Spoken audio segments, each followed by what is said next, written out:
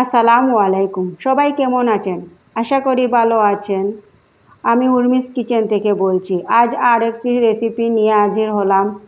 আজ কাঁচা আমের মিষ্টি আচারের রেসিপি নিয়ে হাজির হলাম। এখানে কাঁচা আম নিয়েছি। কাঁচা আম আমি এখন কেটে নিব। এই আমটা বাজার থেকে কিনে এনেছিলাম।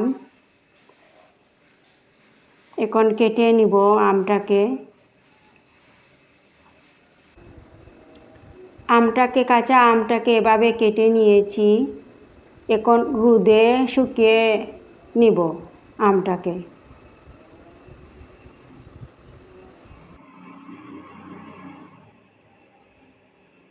কাঁচা আমের আচার বানানোর জন্য আমার লাগবে মশলা তৈরি করা। এখানে নিয়েছি শুকনো মরিচ, তাকে ভেজে নিচ্ছি। এরপর দিয়ে দিচ্ছি পাঁচফোড়ন।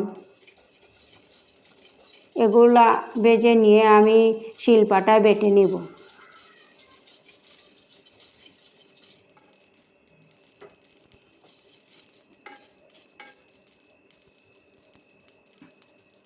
এখন আমার মশলা ভাজা হয়ে গেছে। আমটা শুকিয়ে নিয়েছি। দেখুন কিভাবে জর্জরা হয়েছে আমটা। আম শুকালে আচার বানানোর পর শক্ত শক্ত থাকে, খেতেও খুব ভালো লাগে।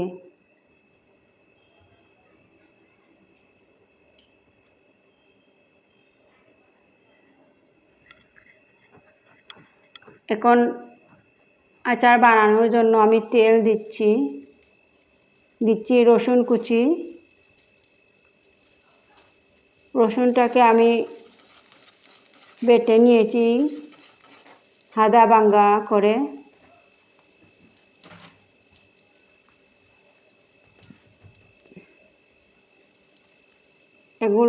রসুনটাকে এখন ভেজে নিচ্ছি। এখন দিয়ে দিচ্ছি পরিমাণ মতো লবণ, দিয়ে নেড়ে চেড়ে দিচ্ছি। এখন আমগুলো দিয়ে দিচ্ছি।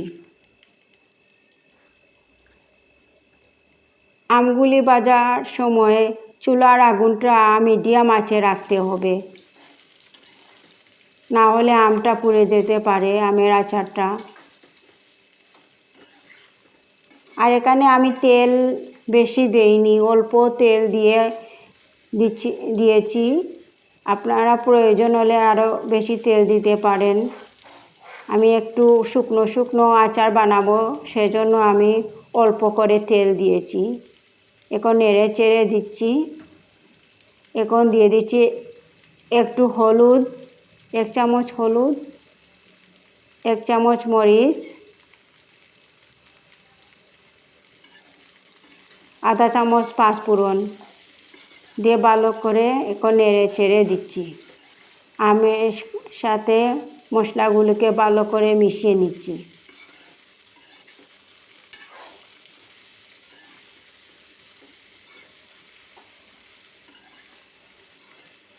আম রোদে শুকালে আম আস্ত আস্ত থাকে, আমটা গলে যায় না, সেজন্য রোদে শুকালে খুব ভালো হয়। এখন দিয়ে দিচ্ছি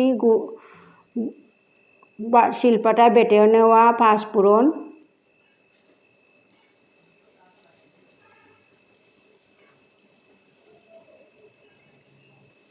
দিয়ে এখন ভালো করে নেড়ে চেড়ে ভালো করে মিশিয়ে নিচ্ছি আমের আচারের সাথে।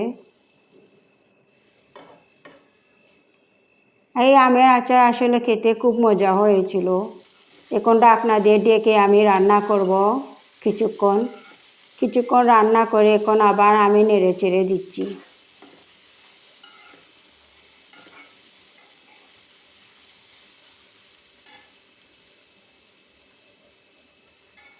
আর আমটাকে নেড়ে চেড়ে দিতে হবে কিছুক্ষণ পর পর।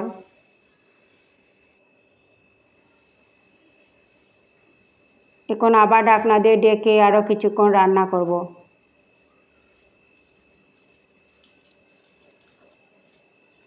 কিছুক্ষণ রান্না করে এখন আমি গুড় দিয়ে দিচ্ছি আমের মধ্যে।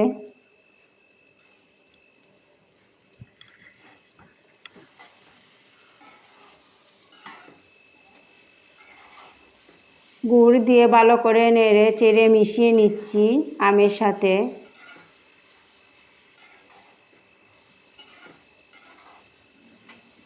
আমার এই রেসিপি ভালো লাগলে একটা লাইক দিতে ভুলবেন না, আর কমেন্ট করে জানাতে পারেন আমার রেসিপি ভালো লাগলে। এখন দিয়ে দিচ্ছি সিরকা।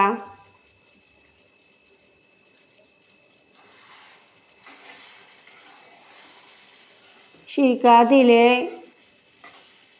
আচারটা ভালো থাকে।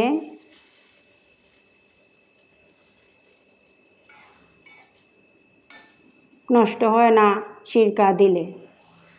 এখন আমি সিরকা দিয়ে নেড়ে চেড়ে দিচ্ছি।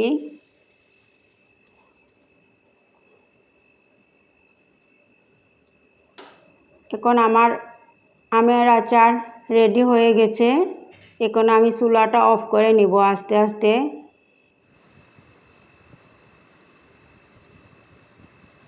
এই আচারটা আসলে খেতেও খুব মজা হয়েছিল। দেখুন আচারের কালারটাও কি সুন্দর হয়েছে। ডিশে পরিবেশন করার পর খেতেও আসলে খুব মজা হয়েছিল। আমার এই রেসিপি ভালো লাগলে আমার চ্যানেলটি সাবস্ক্রাইব করে নিতে পারেন, আমাকে সাপোর্ট করতে পারেন। সবাই ভালো থাকবেন। আল্লাহ হাফিজ।